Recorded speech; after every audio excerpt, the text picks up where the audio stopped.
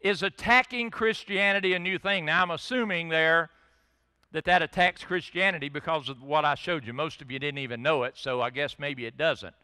But I'm telling you, our world does not want the story. And I'm saying our world, the U.S., does not want the story of Jesus to be portrayed as a true story. Now, go back to Ezekiel 8. You've heard this before, I know, because I've preached it. If you haven't, well, if you're new within 3 years, you haven't maybe, but otherwise you've heard this because I've preached this here. Is attacking Christianity a new thing? Ezekiel 8, 12 through 16. Ezekiel chapter 8, 12 through 16. Then God said to Ezekiel, Son of man, have you seen what the elders of the house of Israel do in the dark? Every man in the room of his idols, for they say, the Lord does not see us. The Lord has forsaken the land. And he said to me, turn again, and you will see greater abominations than that they are doing.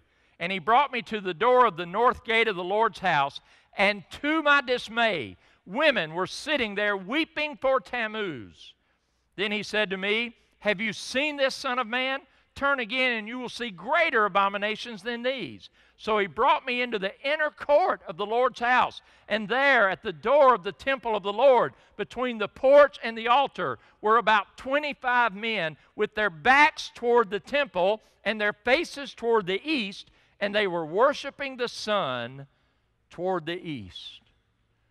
Wow.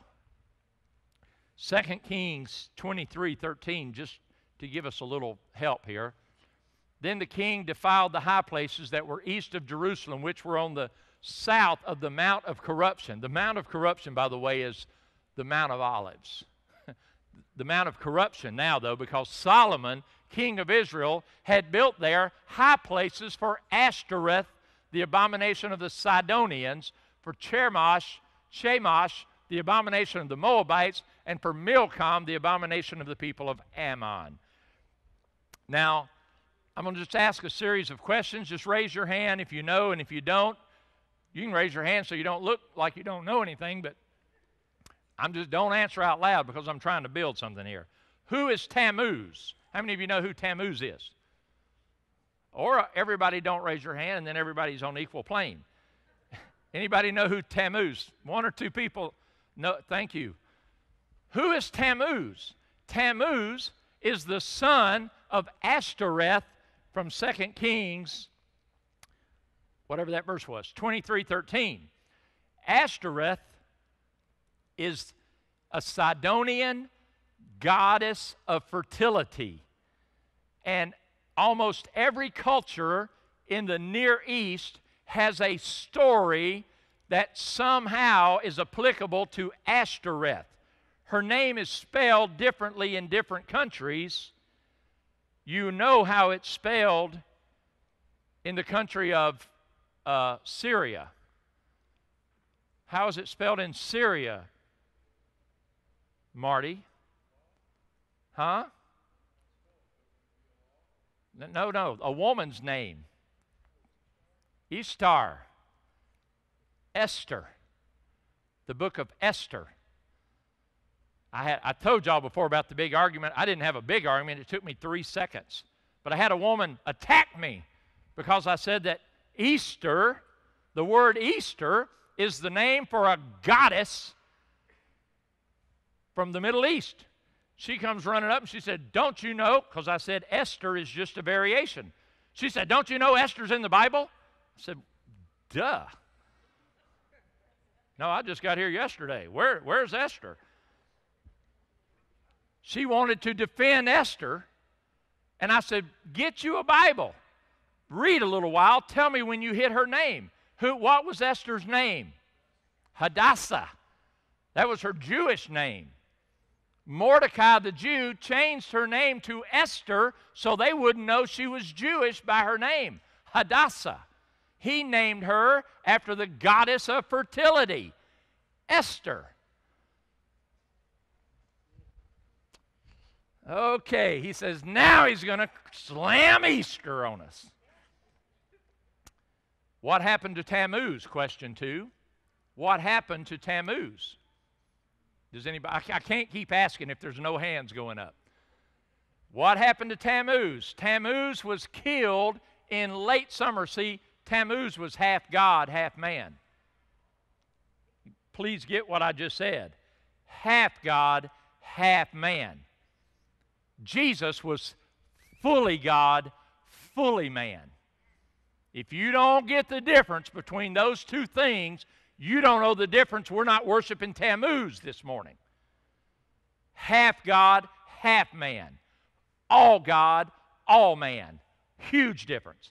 Tammuz was hunting wild boar and was killed by a wild boar in late summer. Kind of want to remember that. Question 3. Why were the women weeping? Why were the women weeping in the temple of God? Actually, they were in the outer court. They were in the women's court. Why were the women weeping? Well, it seems that every year, and this was the way the mythology of the Sidonians understood the seasons. You see, in late summer, Tammuz would die. Then you would go into the grieving of the fall, then the death of winter, and in the spring of the year, they would await the rebirth of Tammuz, the resurrection of Tammuz.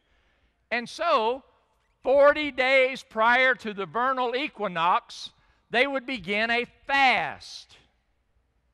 How many of you celebrate Lent every year? Raise your hand. Lent. Season of Lent. Play with your earring, Bonnie, but put your hand up. Yes, she's going.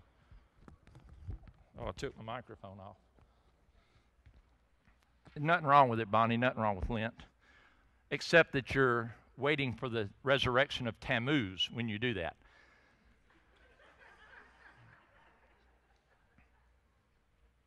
The 40 days preparatory to the vernal equinox, that time of fasting was to prepare themselves to show the gods how much they wanted Tammuz to come back to life. Wow. The fast was broken by killing a pig to repay that animal that killed Tammuz. Bonnie, this will be better. How many of you eat ham every Easter? Raise your hands. You think that's Jewish?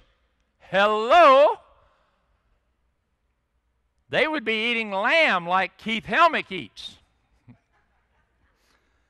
When you eat ham on the vernal equinox, you're celebrating the repayment of the death of Tammuz by killing a pig.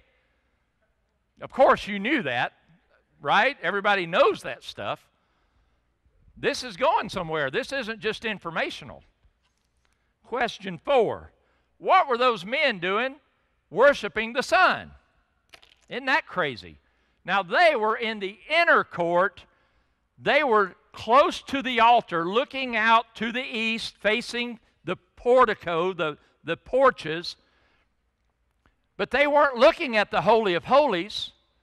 They were standing watching the sun rise, worshiping the sun on the morning of the vernal equinox. How many of you ever been to a sunrise service? You knew that was coming. Her hand was already up. I know what's coming here. Unless we're, and I know we do, we say, but Jesus was found to be raised very early in the morning on the first day of the week. That's why we have a sunrise service. I hope that's what you mean. But I'm telling you that the tradition comes from the morning that Tammuz would be raised from the dead and life would come back and spring would arrive. That's what the vernal equinox is.